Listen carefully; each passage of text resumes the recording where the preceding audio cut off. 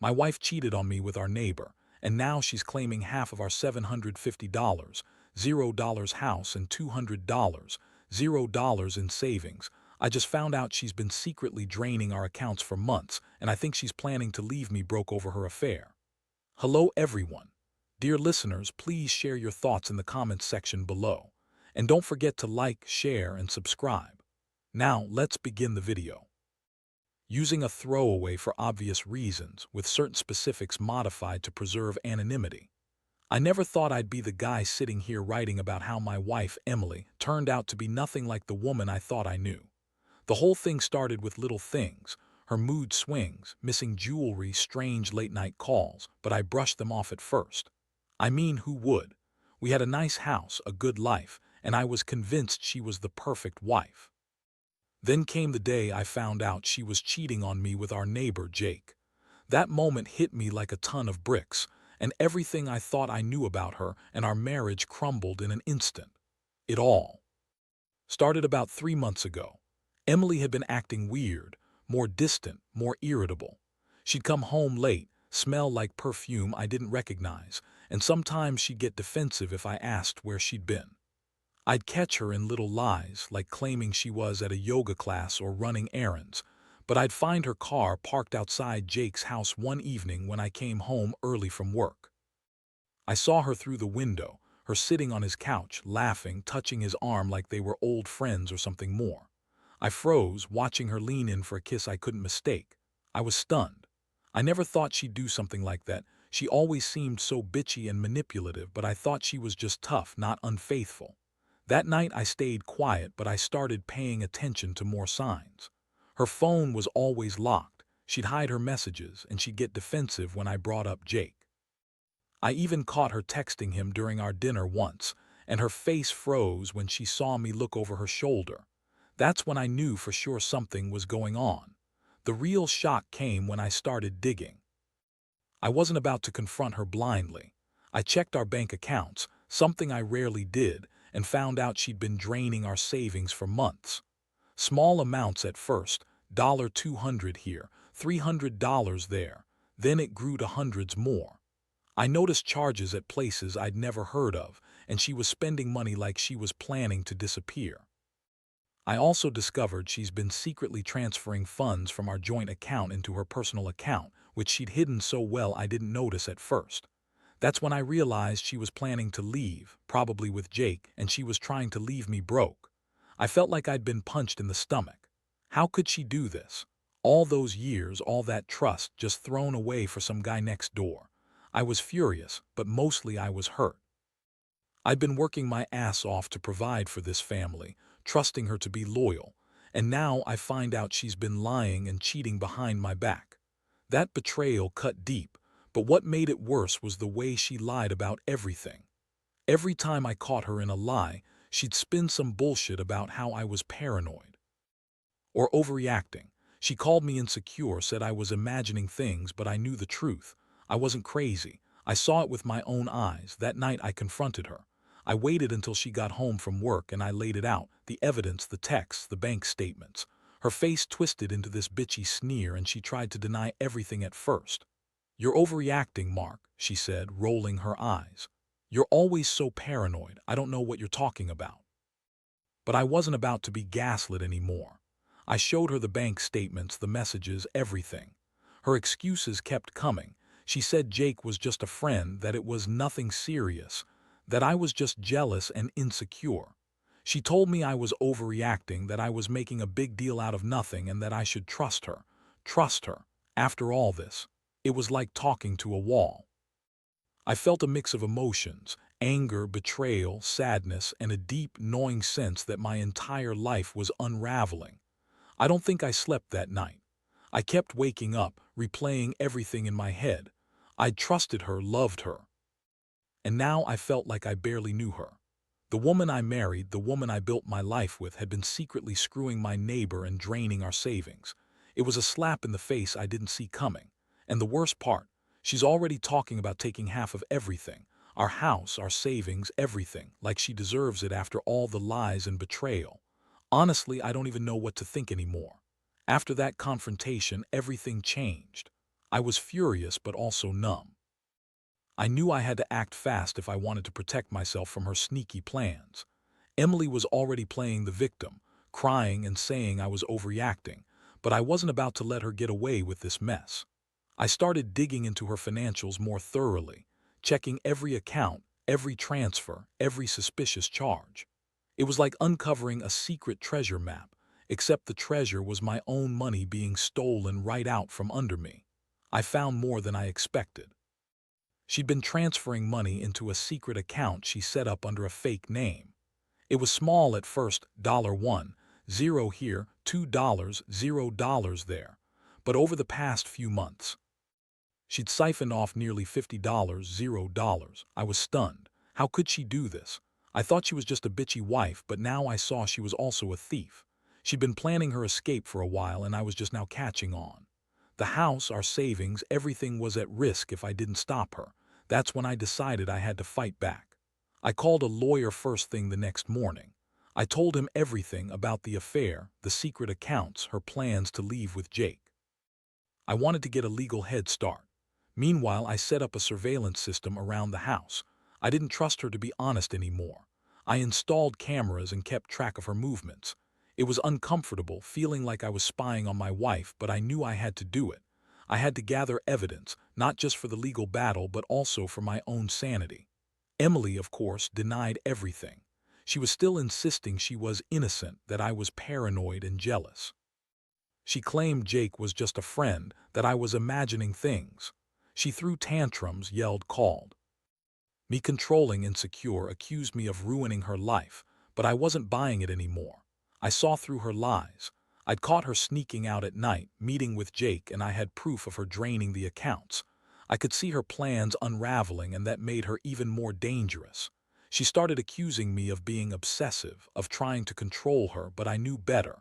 I was just trying to protect what was mine. As the days went on, the tension grew. Emily was getting more bitchy, more manipulative. She'd throw tantrums, accuse me of spying on her, and threaten to leave with Jake.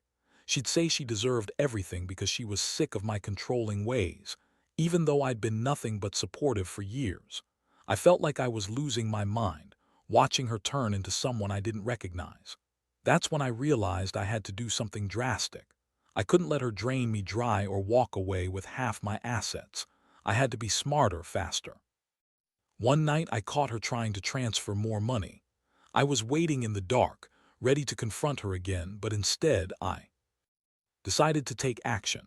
I called the bank, froze her accounts, and informed them about the unauthorized transactions.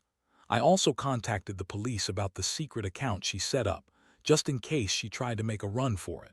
I felt a strange mix of relief and dread. Relief that I was finally taking control, but dread because I knew this wasn't over. Emily was already turning more bitchy, more aggressive. I could see her planning her next move. That's when I decided I needed to protect myself legally. I filed for an emergency court order to freeze the house and the savings, and I demanded full disclosure of all her financial activity. I wanted her out of my house, and I wanted to cut her off from draining everything I'd worked so hard for. I also made arrangements to secretly record her conversations, just in case she tried to lie her way out of this. I was determined not to get screwed over, not again. I'd been betrayed enough, and I was ready to fight for what was rightfully mine. The whole situation was a nightmare. I felt betrayed, angry, and exhausted, but I also knew I had to stay strong.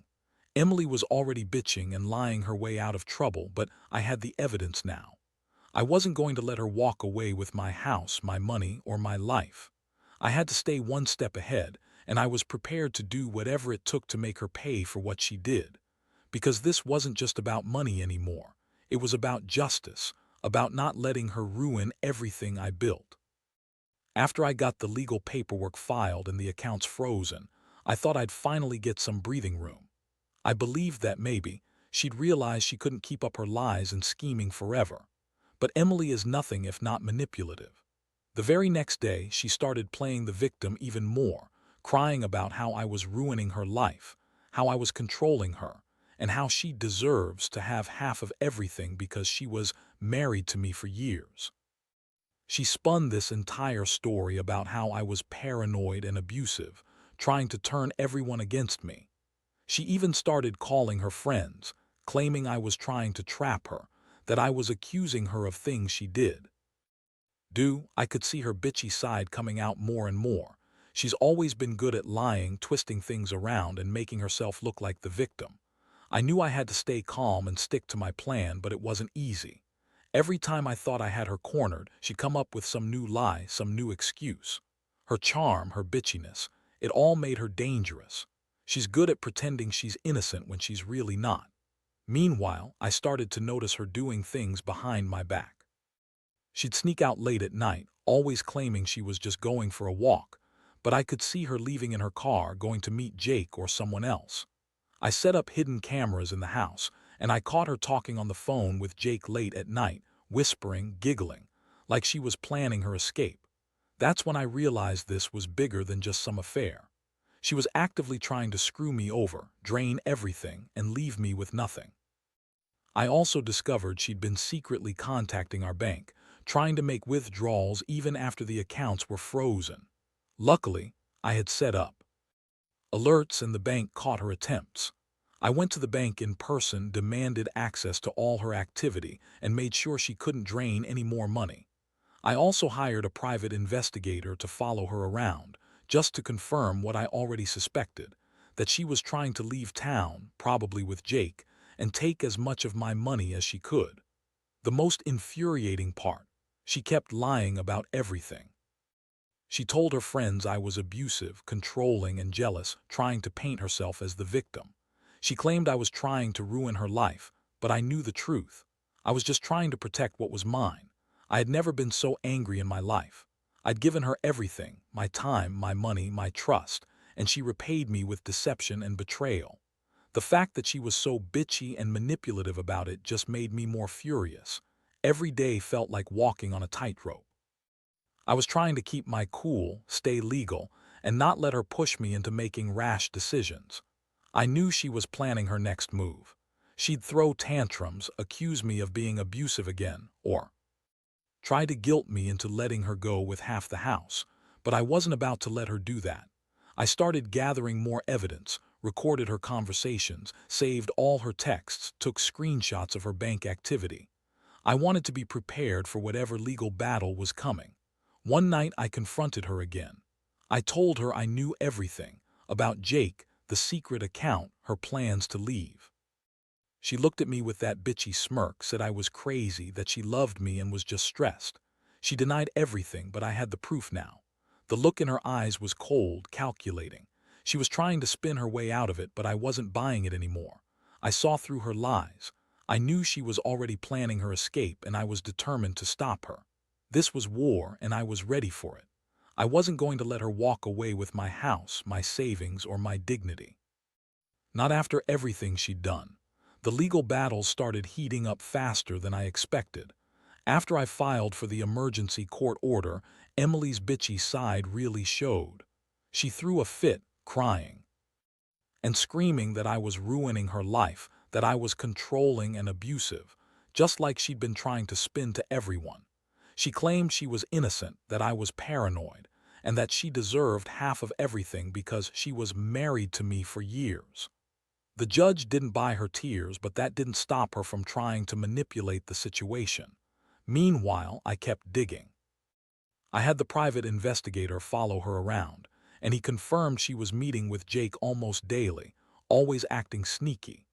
She'd leave in the middle of the night, go to some motel or a friend's house, then come back pretending she'd been out for a walk or running errands.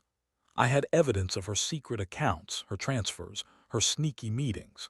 It was clear she was planning her escape, and she was doing everything she could to drain me dry before she left. Her bitchiness increased, and she started lashing out at me more often. She'd throw tantrums over the smallest things, calling me controlling, paranoid, accusing me of spying on her. I couldn't believe how manipulative she'd become. She'd pretend to be the victim, crying about how she was stuck in this marriage, how I was abusive, and how she deserved to take half of everything. I knew she was just trying to guilt me into letting her walk away with my money. One day, I caught her trying to make a big withdrawal again. This time, I was ready. I went to the bank with the paperwork, had her accounts frozen, and made sure she couldn't access the money.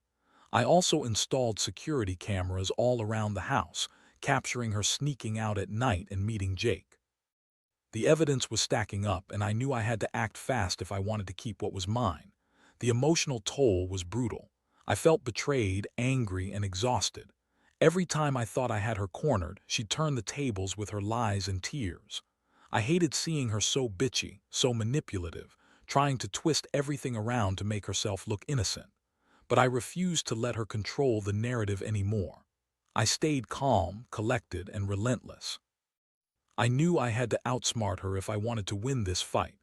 The court hearings dragged on, and each session was more tense than the last. Emily's lawyer was trying to spin her story, claiming I was the bad guy, that she was just a victim of my paranoia. I sat quietly, presenting all the evidence I'd gathered: bank statements, recorded conversations, the private investigators' reports. Every piece of proof was another nail in her coffin. I could see her bitchy mask slipping as the truth started to come out. She kept insisting she loved me, that she never cheated, that all her actions were just stress or mistakes. But I knew better. I saw her sneaking around, heard her lying to her friends, and had the bank records to prove her financial betrayal. It was clear she was planning to leave, to take everything and run, and she was trying to make me look like the bad guy. But I wasn't falling for it anymore. I was determined to fight for my house, my savings, and my dignity. I was done being the victim of her bitchy manipulations. In the end, the judge granted the emergency order.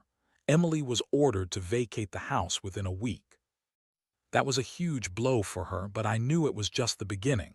She was already plotting her next move, probably trying to find a way to steal more or pretend she was innocent in front of everyone.